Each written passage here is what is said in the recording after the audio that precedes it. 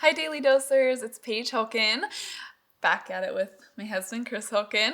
And today I want to share with you guys my life verse out of Proverbs chapter 25. It's verse 24, and it says, "It is better to live in the corner of an attic than in a house with a quarrelsome wife." Would you like to expound upon that, babe?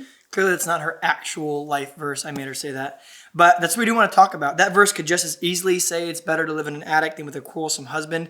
But it's really getting to the point of if you don't fight fair in your marriage, if you don't have healthy quarrels, if you don't have a way of settling conflict that is affirming and validating to one another, that gets you to where you want to go. I think when we do premarital counseling with a lot of the younger couples and they're first starting out in marriage, they might have Instagram posts of how they vacationed, or this is the new thing that we just bought, or here's us at a cool restaurant. But we really feel like the main point of marriage, the real trial of marriage, is found in the throes of argument, in the throes of that. That's where it's much more easy to indicate if a couple's going to last or not, if they've got what it takes to go the distance or not, is much more about how they have conflict than how they vacation. And so with that being said, we wanted to give you maybe a little bit of the dumb text that we paid in terms of conflict. And one of the rules that we use to this day after 6.5 years of marriage, more than that, almost 7 years of marriage, whatever it is, that we've been through, it's been a long time. And one of the tools that we use. So talk to the nice people at home about this. Yeah, so I think that one of the things that has helped us the most is anytime that we're going to walk into a conflict or conflict resolution, we make sure that we have a proper aim for the conversation. We always want to make sure that it's Christopher and myself against the argument, against the sin, versus myself against Christopher. I think that all of us are sinners. We especially are very competitive people. And I'm probably more competitive than you think. Probably not. But a lot of the times, being competitive, being selfish, being sinners, we are all going to seek to be right versus being reconciled. We want to make sure that our aim is always to be reconciled.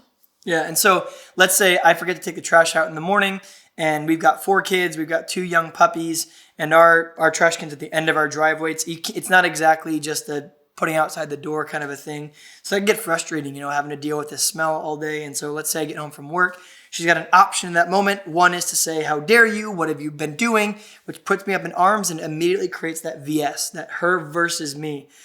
A better way to create a teamwork against what happened, against the unmet expectation, instead, is to create a positive aim about how you want the rest of the night to go. So they want to give an example of, in that very scenario, what would be a way that we would practice this tactic we use called the aim. She's frustrated with something, so here's what she might say instead.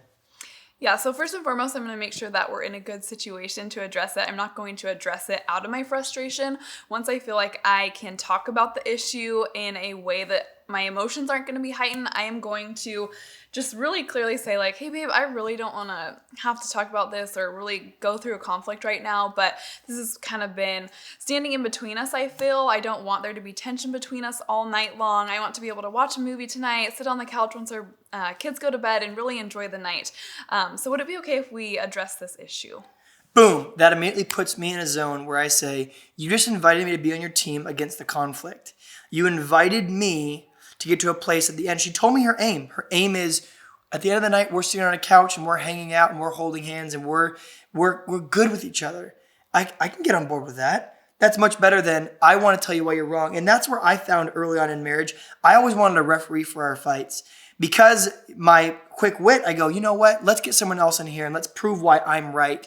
Well, oftentimes I would be right, but we wouldn't be reconciled. I would be right, but she would feel bad about herself. We call that a Pyrrhic victory. It's a victory that happens at much too high a price. In other words, you probably were better off taking a loss than winning. Because if you win, but your spouse is hurt, or she's humiliated, or he's humiliated, or he's hurt, it's really not worth doing. So what we found is just this little tactic. It might seem minuscule, but it's really made all the difference for us, is when we walk into conflict saying, "Hey babe, here's where I want to be. And I feel like right now this is standing in the way of that. Let's just get this out of the way so that tonight we can do this, or that weekend, or so that when we go on vacation, we can do that." That allows us to partner with each other against that unmet expectation and puts us in a much better place to have great conflict. So if that is helpful for you, please feel free to use it. We love having great young families and great married couples at North Coast Church, and we'll see you guys tomorrow.